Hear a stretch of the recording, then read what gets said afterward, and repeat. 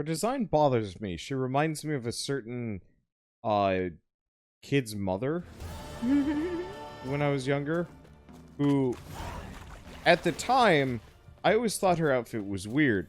Nowadays I realized she might not have been the most up and up parent, question mark, but she would wear stuff like that. No bra, no nothing, just like an extremely deep cut shirt. What? Yeah. I mean, then again, that's very reminiscent of 70s and 80s, right? Yeah, I wasn't surprised.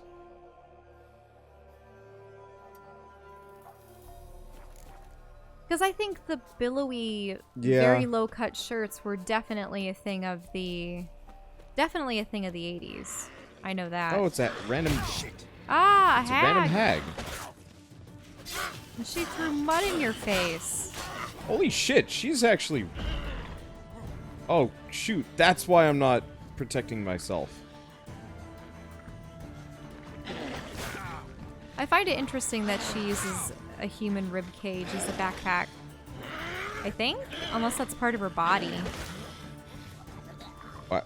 Oh, you died! Yeah, I did. You So, died! I had the telekinetic blast still equipped, so I kept trying to shield myself. This is the first time you've died in this game, aside from Second the time. time that you fell off that very small leap back at Kaer Morhen. But... Yeah, that hag hit really hard. And yeah, she was throwing shit in my face. Wait, how do you know that? I don't. Would she, like, reach behind her and I'm give you a just fresh assuming. one? That's an embarrassing way to die. Yeah. Imagine that, you know, word spreads that Geralt of Rivia was killed by a hag by the sea. Show me what you got.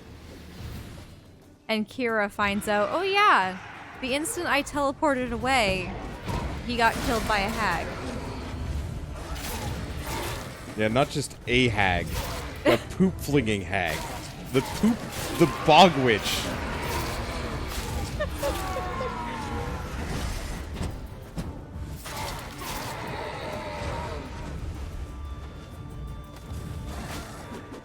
Yeah, why didn't you heal? Or attempt to heal in that exchange? I don't heal in that exact manner. I heal over time. I thought I could hit it one more time, but the witch was stupidly dodgy. Well, it also didn't help that you had poop in your eyes. Yeah. Or mud. What now, you piece of filth?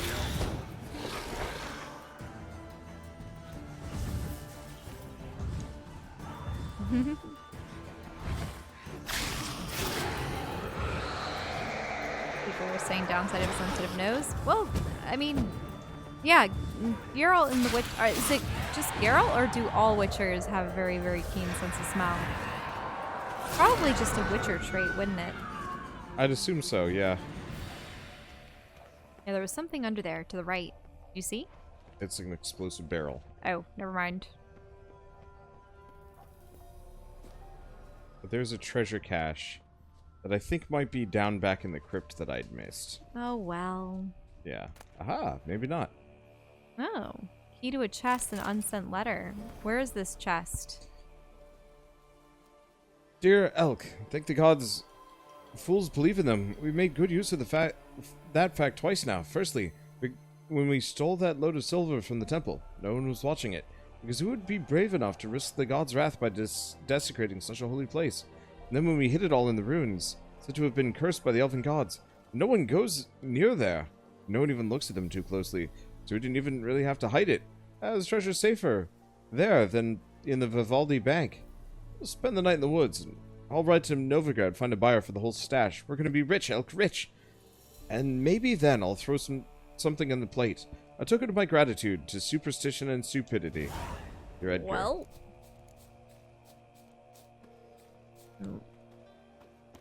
May not have been necessarily a godsend, but something killed him.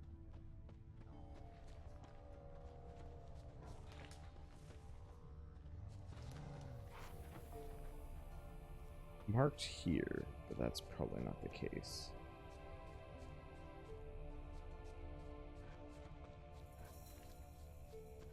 Unless it's back up above.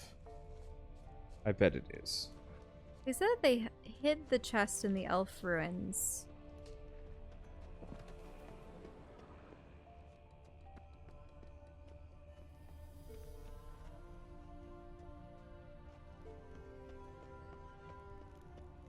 Yeah, the problem is it's kind of dark. It's probably in a nook. There are several alcoves. Oh no! Unless it was the chest. I knew it. Well, we didn't have the key, so it didn't really matter. Yes, but that was the chest. And you said it was an explosive barrel. I mean, it was red. Red usually meant... I guess we'd already gotten those. Cool.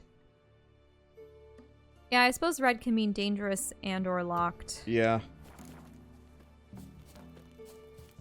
Okay. Let's just kind of run south, grab a couple of these question marks, find one of those road markers, and then probably stop. Is that the water hag? Oh, that one again? Ah! Is it coated in mud too? Well, how long you gonna make me wait? What is she wearing on her arms? Bones? It looks like Not sure. it. Well, that was a lot easier that time around. But I also know her tricks. Which is to say she hits like trucks and throws her shit.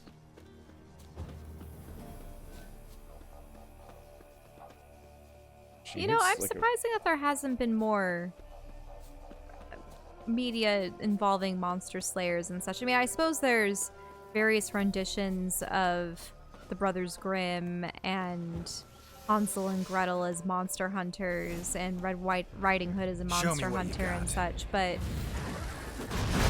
I mean, maybe it's because they have to be inventive with their creature design and character costumes, and I don't know. My assumption is it's because monster hunters are kind of quaint. Almost. Like... But here you have... Geralt deals with everyone from sorcerers and kings to common folk. It just seems... So... It gives an like, a roving mercenary is... I mean, so many shows have things akin to that, whether they be detectives or cowboys or Ronin. Do you know what I mean? Yeah. It's an excuse for them to... Wraith going? Yeah. Interesting. It's on the move. Apparently so. Ruby. I guess? Supernatural and Buffy? Yeah, I suppose Supernatural. I'd only watched a couple of seasons of Supernatural, but yeah, those two brothers going from one town to the next, discovering instances of paranormal activity, whether they be ghosts or other creatures. No, that makes sense. But I mean, not in a modern setting. It seems like there are so many shows where it's modern paranormal, creatures being incorporated. I'm talking about actual medieval fantasy. But maybe it's because of the production value. Maybe it's because in a show like Supernatural, it can be just modern clothes, modern towns with just two guys going around in a car. And then they really only have to focus on the monster of the week being the unique costume. Maybe very minor special effects. Whereas it would be far more substantial with a series like this, where you might have, unless he's constantly fighting vampires and bog witches and gremlins and demons and things that might have humanoid form, could get a little complicated. I would love to see... I mean, obviously with the most recent Mandalorian, then you have a... sci-fi bounty hunter. I think I would Sci-fantasy. I think Star Wars is more of a sci-fantasy. I would really enjoy a version of The Mandalorian, and I'm a little disappointed that they went with this. Western. Where you're effectively... Where it would be him hunting bounties and just taking things down. less so on the Baby Yoda side of things. Oh, yeah. And actually, Wander and I took note of this when we were watching the series. The Mandalorian, he got beat up far more often than he actually whooped butt himself. He was very much a badass for... And only against other humanoids. Mm-hmm. But he would always get taken advantage of first. And then he would be able to turn things around. But whenever he had to fight a creature, it was always a losing battle for the most part.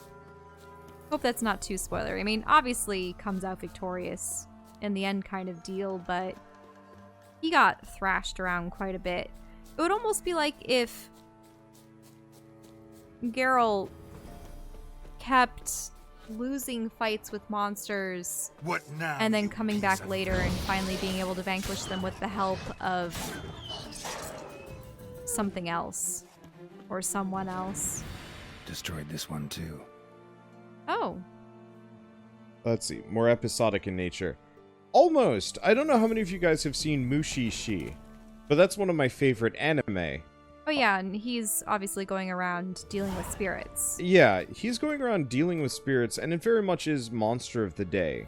Each episode has to deal with a new spirit and a new means of dealing with them. Whether they be angry forest spirits or people that have departed that are restless, demons, yeah.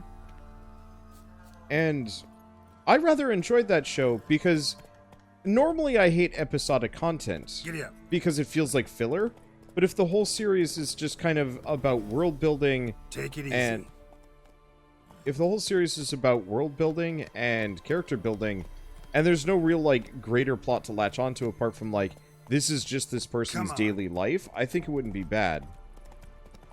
And yet you hate Star Trek. I think because I love Star Trek. I mean, I grew up with a lot of Star I Trek. think it's but because 'cause their solutions are almost always reactionary and nonsense. Like take Geralt and the Griffin for example.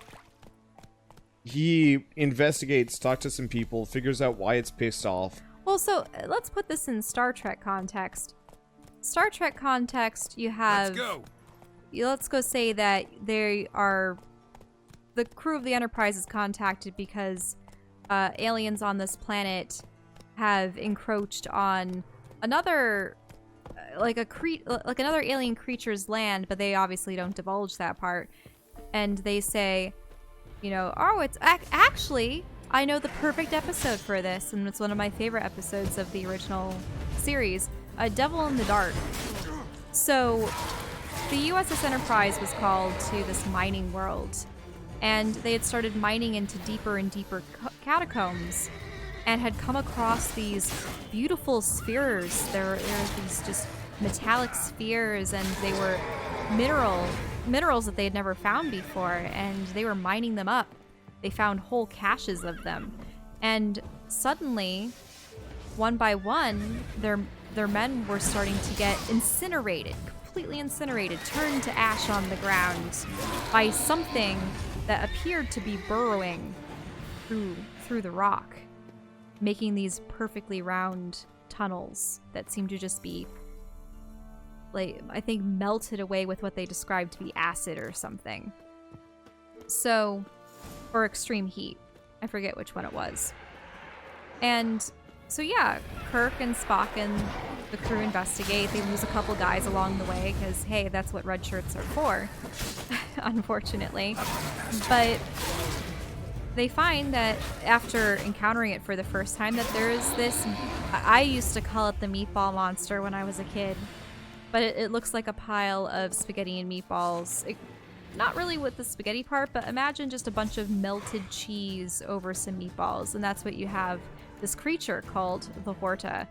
And it's been the one that's attacking people and incinerating them. And so they injure it with their phasers, and it scurries away.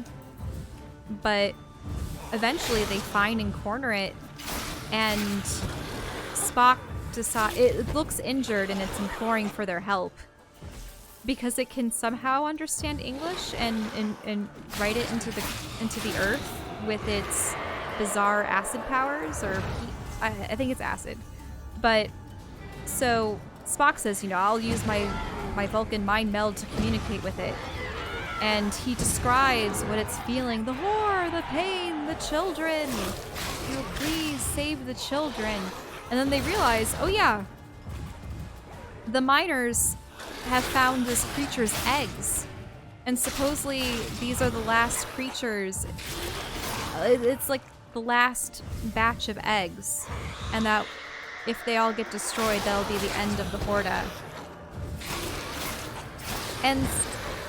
And so essentially, they go, yeah, no, it's the humans are at fault for digging into this creature's home and then taking its children from it. Of course it's going to be striking back and killing the miners.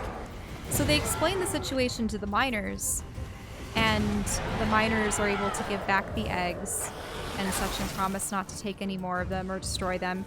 And in return, it was actually really heartwarming. At the end of the episode, they come back to ask, hey, how's the mining operation been since you made this truce or this pact or this agreement with the Horta? And the miners say, well, now all the eggs have hatched and these little buggers are, digging merrily away in the mines, and they've helped us find all new minerals and such, and, it's been great coexisting with them. I suppose these monsters, the meatball monsters, were silicate beings, which was interesting. But yeah, so you see what I mean? That's exactly what happened in the situation that you were bringing up, where, yeah, Geralt discovers that this griffin was attacking because its mate and its offspring had been killed. But obviously you don't befriend the creature. See, in Star Trek, for the most part, they would turn for it people around. that have tuned in and are very confused, Shell is mostly just trying to tout Star Trek. Sorry. My problem is, it almost always feels really loosey-goosey, and honestly, you lost me as soon as the random red shirts went down, and I think that's my issue, is that it feels very floaty and kind of... It's like, I'm going to use my mind meld to see what's going on here. And I forgot about the whole, damn it, Jim, I'm a doctor, not a bricklayer, because they were going to have him patch up the wound, and it was a silicate-based being, so they were going to have to use minerals. But yeah, go on. Let's see. To read close, mate, Lady Caroline's hanged herself. Tragic love affair, something like that. When gallant gent stole her virtue, then split. Her belly started swelling, and all tragic results. Aww. Enough of that. Let's get to the meat of the matter. Help prepare her for the funeral, and I'm telling you, the shite they stuck in her coffin, more riches than a Koviri vault. I'm telling you, you couldn't even see the body for the glare coming off all that silver and gold. So I'm thinking all those baubles won't be one prick's lick of good to our dearly departed lady in the afterlife. Whereas you and I, why, we could split it to fine use in the here and now. So perhaps we could lighten her coffin a little bit, so as nothing goes to waste. Thing is, I can't go anywhere, but you're a free man. So grab a shovel and head out to the swamp graveyard. Start digging where folk have laid out fresh flowers. We'll meet up and split everything fair and square. Half for you, half for me. Deal? Wait, where was this? Why is there a pyre there and everything? So... The guy tried to dig up the grave. And so there's a tomb. Mm-hmm. I'm hearing something. Is someone digging? Oh, I guess I could just do that. Okay, cool. It does sound like someone's digging. But elsewhere. This doesn't seem to be the lady's grave. No, it seems like there's another... Oh, here we go. This is it. Oh, that was it. Weird. Falling rocks, apparently. But yeah, I think my beef is... There's a couple of reasons why I've always kind of skipped off of Star Trek. One, it really did feel like a lot of their solutions were just kind of slapdash. It's just like... Here's our box of tricks. Which one of these makes sense in this position to solve the problem? Mm-hmm. See, that's looks like a new grave. Ow. A gargoyle. I'll run away from this thing for a bit. That would be a really good deterrent to keep people away from looting graveyards. Yeah, that would. If you carve a gargoyle, and sure, during the day, when a graveyard would be safeguarded, it would be stone, but then at night, it would come alive and ensure that no one takes from the tombs.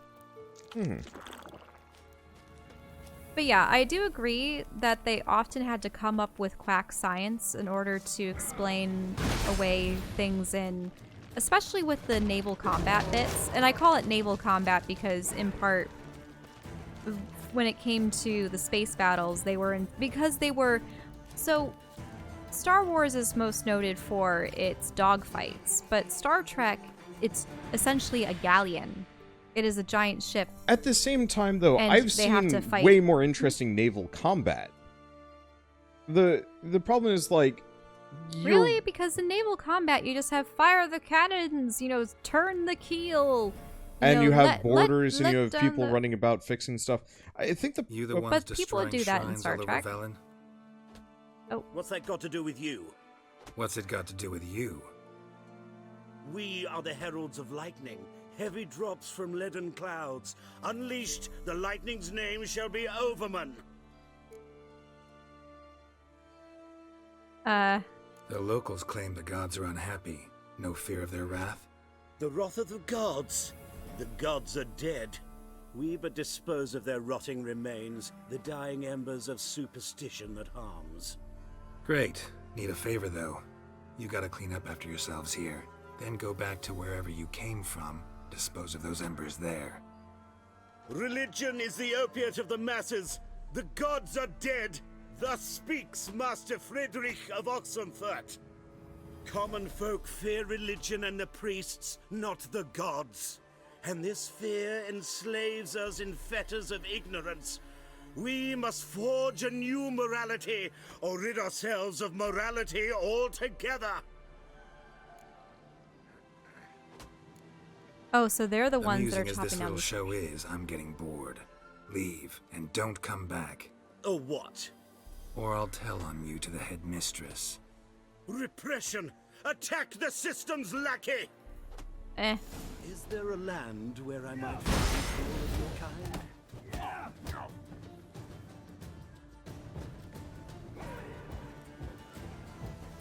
Wait, he's a student? Yeah, it's a bunch of Oxenfurt students.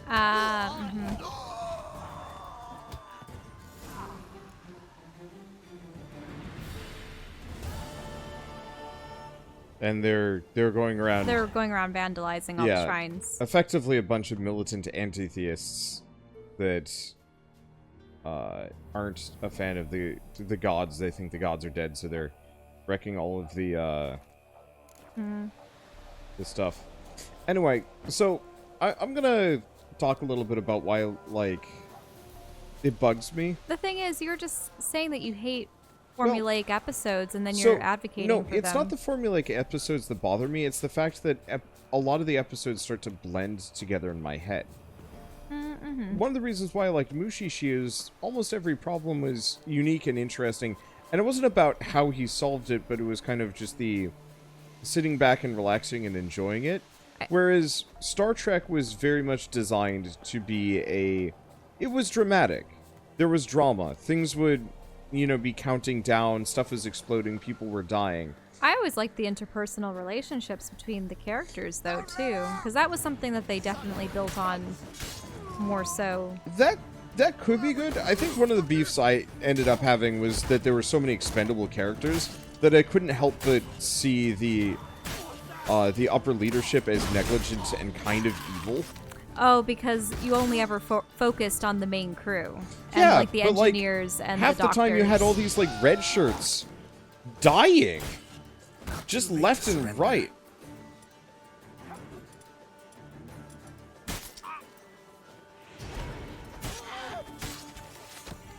And That's a one criticism that people have had of the series, is that why is the captain, his first mate, and all of the senior officers, why are they the ones going down to the planet? And I mean, I can understand if they're the envoys or ambassadors, yes.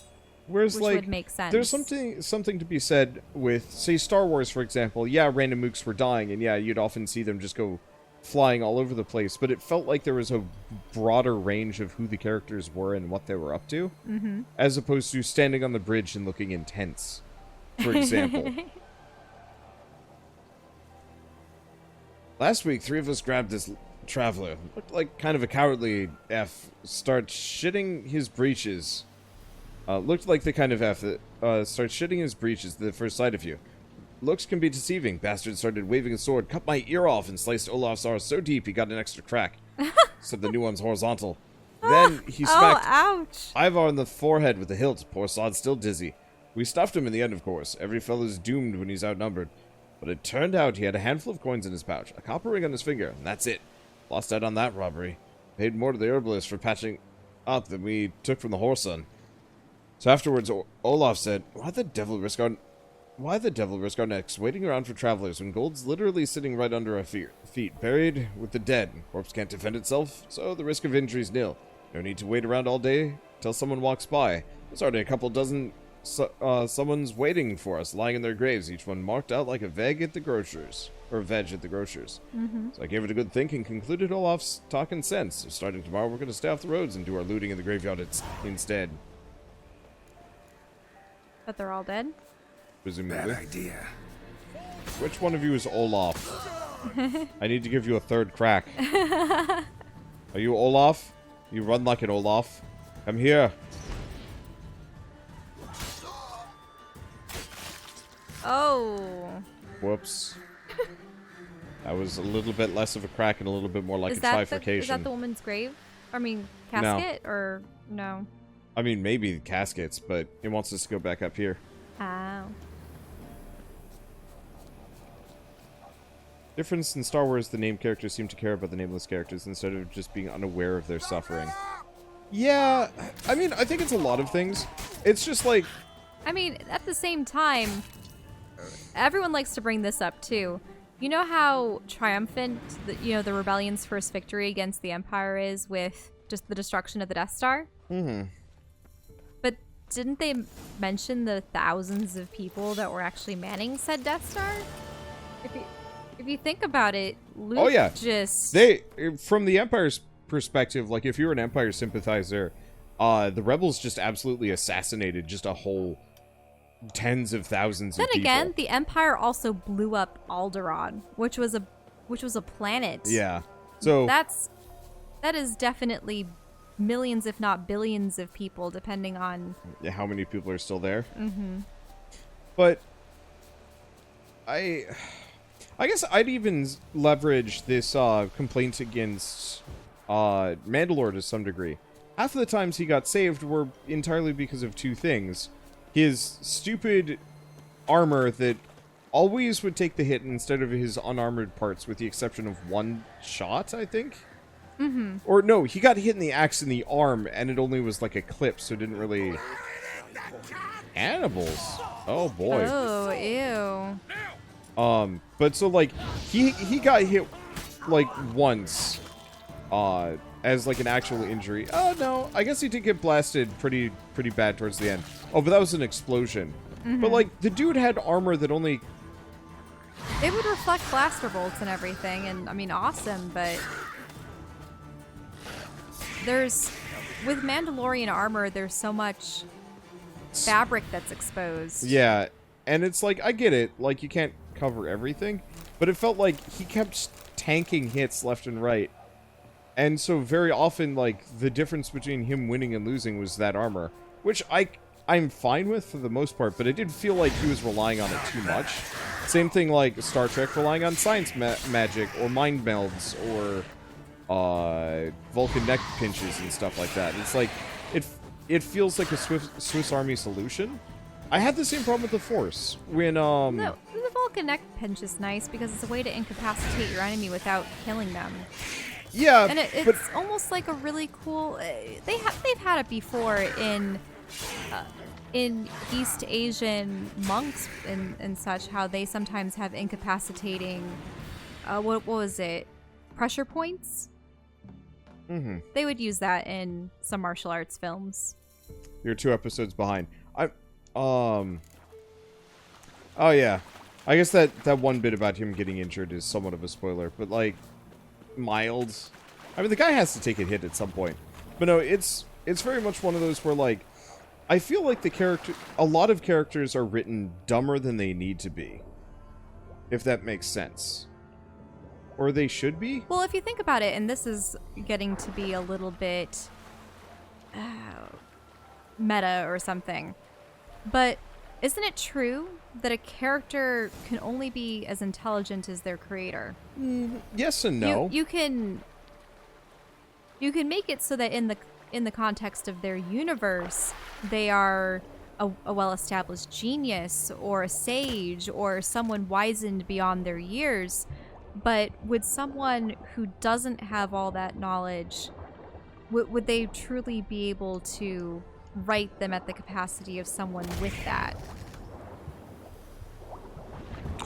knowledge? And especially when you're writing science fiction, I think the difference you're though going is, to have to, if you want, you have to get into hard science. Seeing as we're talking about Star Trek still, my issue with Star Trek is that there are very few situations where the Star Trek cast really learned or grew from their experiences in a substantive manner.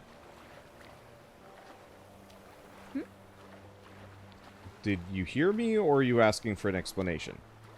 Sorry, I just read something. Because it feels like we're having a conversation where you're just waiting for me to talk here. No, go on. Okay. So, anyway. It was very rare that the Star Trek crew ever learned something from what they did. And that... Really? Yeah. Like, whenever... More often than not, they were doing the teaching.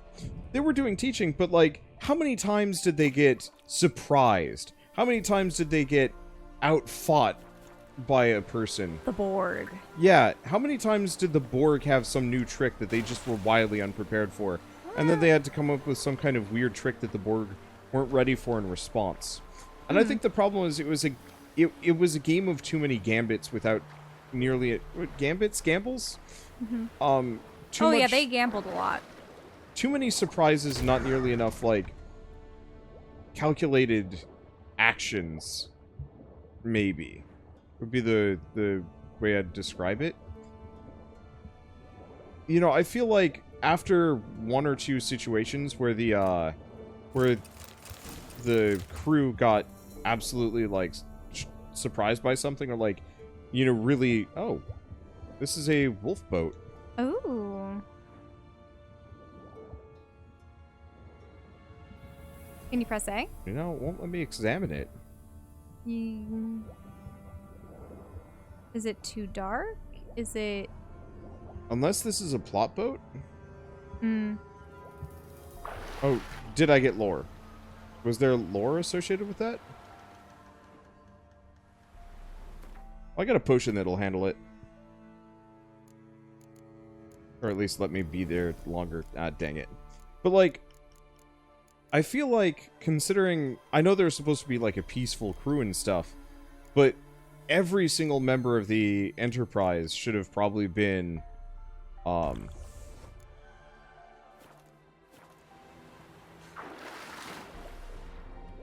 Should have been... trained in, like, CQC. Close quarters combat. Sharpshooting, defensive tactics. Wearing body armor sometimes. Oh, yeah. I thought it was ridiculous that they would always go down in uniforms. And, like, if the uniforms were in some way special, cool, I'd understand it. But it often felt like they were just... I think that's why in the movies they started wearing more tactical gear. Yeah, and I appreciated the movies because it... Like, the newer movies, yeah, I should say. Like, say what you want about the newer movies not really being in the spirit of Star Wars. Plus, the characters at least generally felt somewhat more functional. At least to me. I think they ruined Spock as a character for me. Yeah, I think he was immediately too, like, emotionally unhinged. Mm-hmm. Like, it would have made way more sense if the guy became unhinged progressively over the course of the movie. But I guess that's kind of the point. They blew up his homeworld, so... Mm-hmm. Like, he being one of the only people that would become unhinged as a result. Like, it kind of makes sense. But that was in that timeline. Ugh, I hate time travel. And I hate alternate timelines But no, and alternate dimensions. I guess I'm just more of a fan of like smaller, more focused crews and characters that are much more like, I'm not going to say cold and calculating. I have absolutely loved dumb protagonists in the past. So that's why you prefer mercenary crews, like, say, those in Firefly or Farscape. Correct. Except in Farscape, they were a little dysfunctional. And actually, in Firefly, they were a little bit dysfunctional, too. Yeah, I think my problem with Firefly is they didn't last long enough for me to really like get into them. What do you mean by last long enough? It's only like 15 episodes. Oh, plus Firefly Serenity. Firefly only had a season and then a movie. But yeah, Farscape had 5 seasons and a movie. And some comic books. I mean, I think Firefly has more comic books than Farscape ever did.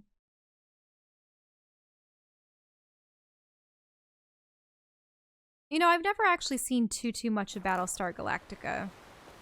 Yeah, I never got that far into it.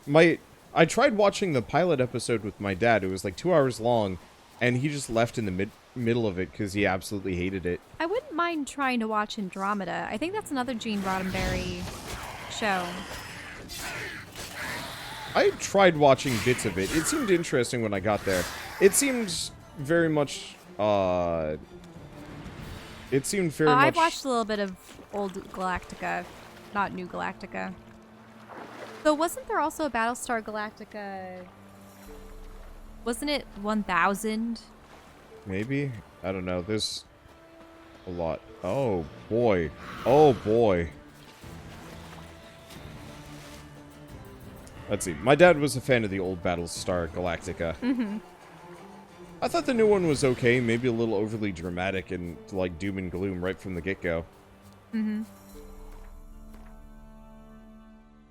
But it seemed just interesting enough at the time. We had seen a number of seasons of Babylon 5, but... Babylon 5 was really good for, I'd say, like, the first 3 seasons, and then became very much, like, the kind of show that I disliked. Well, also, it was almost like DS9, where they were on a space station rather than a ship. So they were the static ones, and the controversies and the conflicts and the peoples had to come to them. They weren't the ones zooming around the galaxy. Though I think in both, they ended up moving. I don't know about DS9 necessarily. I think I DS9 move? I think DS9 started moving partway through. Same thing with Battlestar Galactica. Wait, you mean Babylon 5? Yeah, sorry. I don't know about Battlestar Galactica. Let's see, if we watch The Expanse, I've read all the books. I kind of like The Expanse. I hate Holden, though. I think Holden is a completely terrible protagonist. I think we only watched the first season, and I still forget what happened. I think, in my mind, it mixes a little bit with Altered Carbon and other things. Yeah, because the detective characters are very similar. both are very similar. The actors even look similar, It's as I recall. weird. What did he say? Ah, shoot. I don't think it matters. But yeah, Babylon 5 was definitely more about politics and the interpersonal relationships between the ambassadors and the crew members and such. I think we had gotten to the part where the one guy took over his empire, and at that point we had started to dislike a number of the characters, which was unfortunate. Oh, more cannibals. Oh, blood hadn't even dried. Okay. Let's see. You want to get into Andromeda, but you can't separate Kevin Sorbo from his in-real-life persona. Oh. We don't agree politically. Well then. I might... Is this the guy that was Hercules? Yeah, Hercules and Okay. the Andromeda actor. I will admit, I have boycotted shows for less. And admittedly, like, Andromeda is long since past. So I don't think us watching it would really go to the guy, but... Do you know what's one show that I want to see more of that I kind of missed out on growing up? Xena Warrior Princess. I think I've watched the first season. I was able to find DVDs to rent from the library. I like to see more of that because it delves heavily into, well, you know how much I love Greek mythology and such, and it's just fun. We had the Nintendo 64 fighting game for it. These cannibals are weak.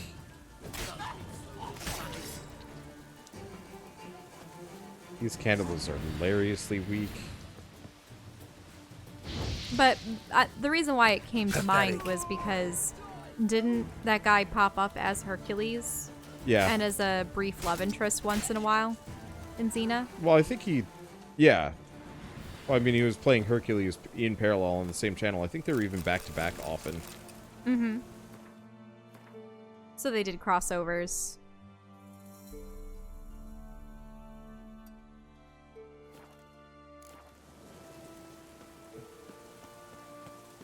I don't care what an actor's politics are, as long as they can entertain you without bringing too many of those politics into it. I'm mixed. If I know a person is an absolute vile person, I will just refuse to do anything with it. Because even indirectly, I don't want to support a person who is like that. It's kind of like I would not walk into a store, for example, that I knew was, like, openly anti-gay. Because, like, yeah, sure, whatever they're selling might be good, but I don't want to support that. And that might be a little bit more direct. Yeah, because I think there's a difference between purchasing something that outright benefits. Because if you think about it, when people are watching movies or television series, usually they're but at the same time, like, it, or I know a little bit of money still let's goes. take Tom Cruise, for example. Dude definitely had some wild beliefs, and I think he's toned down, but even then, it's still kind of creepy. Mm-hmm. And so... You mean with the whole Scientology business? Yeah. But, like, I generally purposely don't watch a whole lot of Tom Cruise anything, because I know he gets, like, the vast majority of the money, comparatively. Mm-hmm. Whereas, like, I will gladly watch anything with, why can I not remember his name? Who? Neo, What? John Wick. Oh, Reeves. Keanu Reeves. Yeah, because I know he's a legitimately good person. So even if the movie's garbage, I still am a fan of him as a person. Crews often tend to get screwed over whether you boycott them or not. Which goes back to the Keanu Reeves thing of, straight up, that guy would, and still does sometimes, forego his cut to make sure the VFX crews get more money. I've heard of that happening with co-stars, too. I specifically remember an instance where... Oh, what was it? I think it was actually in Star Trek, where Leonard Nimoy said that he wasn't going to do a movie or more episodes or something if they didn't pay Nichelle Nichols a fair amount. Mm-hmm. I think William Shatner did something similar to that, too, at one point.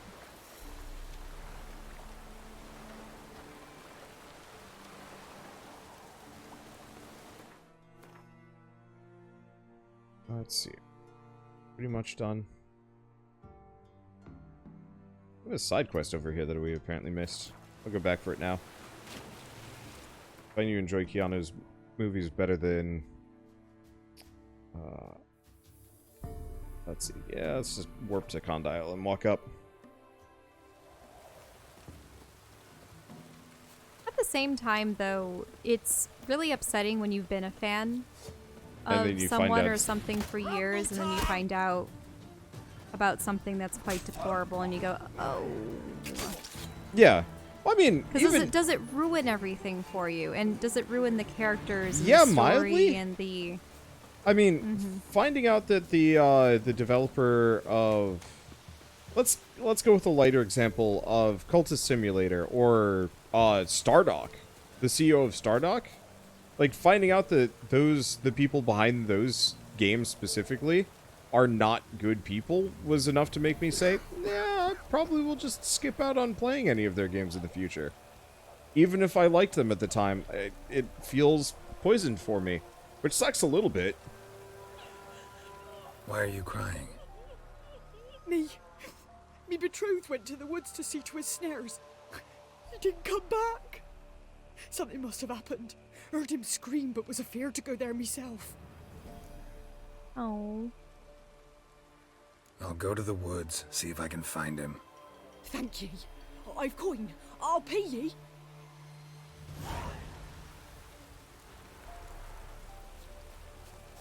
So someone went into the woods to look at their hair snares?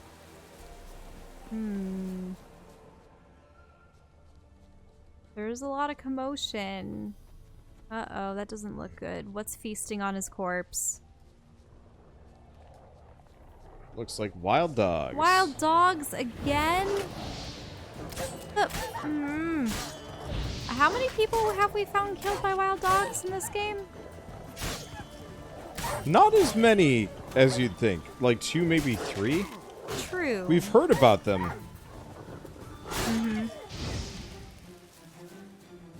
So much for being man's best Won't friend. have good news for the woman.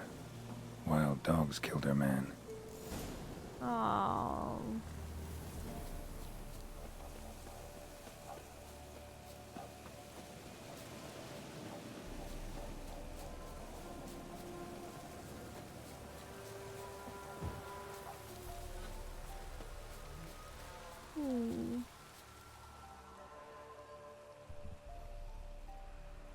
Don't even need to say anything. You didn't find him? No, I did, but Nay, don't say it. It's clear from your face. Please, take this coin. can't accept this coin. I'm sorry I wasn't able to bring him back alive. Might I at least fetch his body? Wouldn't advise it. It's dangerous. If you decide to go anyway, it's near his snares. Thank ye. Farewell. Couldn't bring the body back for her? Or why don't you follow her to make sure she gets it? Unless she disappears, but I wouldn't have left the quest there. I would have accompanied her. I know nothing will really come of it, but... Chances are she's gonna get close to the body. And then cry. And then just start doing the weeping animation a bunch. Mm-hmm.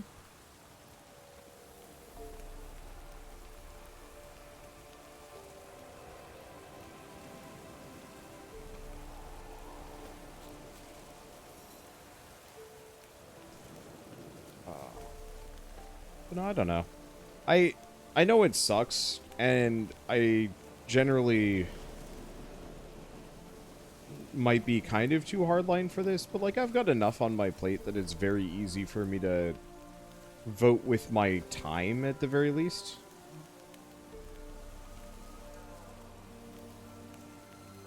I don't think they really expected anybody to follow her.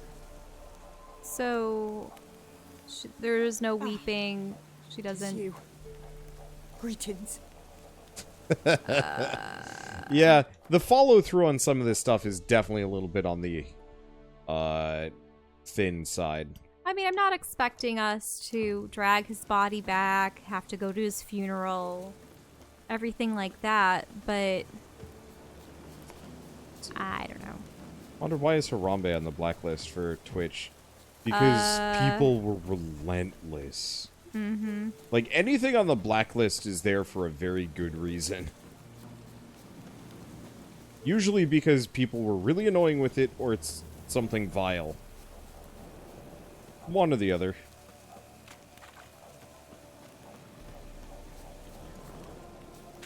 That whole situation just makes me angry. Oh shit! It's a water hag! Oh no! It sprayed you in the face again. Oh, she didn't like fire, though. So I guess setting her on fire worked out, because she wasn't chucking any more shit. What now, Hagsley?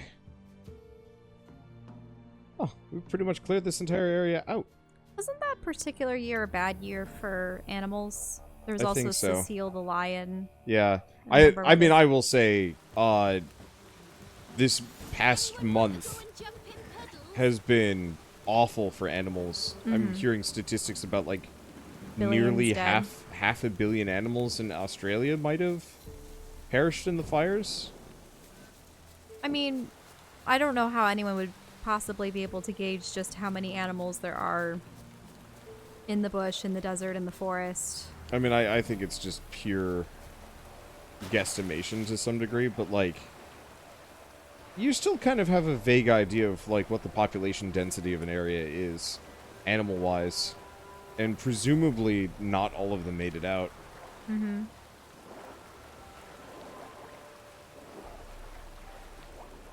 Geralt, you want to go down? Oh, fine. I can't imagine how Thank you, Drowner. how sloths have survived. By just not being edible.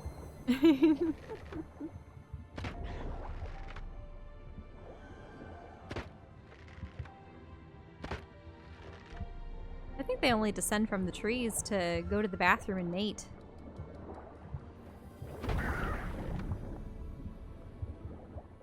Did I already get this one? But I know Or- that No, I didn't get this one in a before. way, koalas are similar. Poor koalas. Clearly, there's a hellscape right now, and what we're doing in Iran is deplorable. Mm-hmm. What everyone's doing right now is deplorable. The fact that we've spent the last 40 years just kind of... Oop. No, Geralt, bad times, bad times. 40 years? Yeah, well, When you say I mean, conclusively pretty say... much since the end of World War II? Yeah, true. Specifically, I'm thinking about, like, climate change and whatnot. That, even, like, the gas industry knew about climate change years ago and did nothing about it because it would hurt their bottom line. And that is just the worst. Oh, there's a notice board in Orton that we never got. Weird. Or maybe there's just a new one. It really does feel like in some ways, well, actually in many ways, I don't know. I was about to say substantially, but it seems like corporate interests tend to trump things, especially when, man, I don't even like using that word anymore. Nope, I don't. I try and avoid it. But the problem is it's used for playing cards. Yep. And my family loves playing euchre. So what do you say when you have the best cards in your hand? You call, Yep. well, in any case, it seems like people are being bought. You want to read these? Oh, sure. Let all read and know. Yester eve, Nordrada popped her dogs. Or clogs? Dogs! Clogs! Sorry. Unfortunately, because of the white lines, because of the white lettering and the fact that it's a little bit blurry on the screen right now, the C and the L looked like a D. So I thought it said popped her dogs. And I was like, what is that supposed to mean? Did the dog have puppies? No. Yester eve, Nordrada popped her clogs. For long years that she'd played on our pity, begging for alms and her due, as a lone widow without kin, yet 'twas all lies. We went to ready her body for burial, and lo and behold, behind her stove sat a sack bursting with grain, beans, and peas, and next to it a satchel of dried apples and mushrooms. Wait, so is popped her clogs a way of saying that she died? Interesting. So she has a lot of dried food. What of it? We summoned the eldermen at once and decided as follows. The food will parcel out to everyone in the village, and Nordrada will deny a proper burial, tossing her into the swamp with a stone tied to her legs instead, so that she may never know peace after death. Do you know what this is going to spell? This is going to spell disaster. Nordrada is going to tear off her feet, crawl up onto the muck, and then proceed to eat everyone. Because, you know, she was a beggar, and she was using it for food, and yeah, everyone in the village is going to go, "Ah, we deserve the food, and we'll deny you a proper burial." And do you know what I'm getting at? These people will bring the wrath of this corpse witch down on them. I swear. What's surmounts? Is that another way to say Overcomes? Trump? Maybe, yeah. Interesting. In any case, let this be a sign to all who steal for themselves at the cost of others and hide food from the rest of the village while covering it up with lies. Such shall be cursed by gods and man. Unfortunately, it's probably just gonna emerge from the swamp and then curse all of you. Okay, in any case,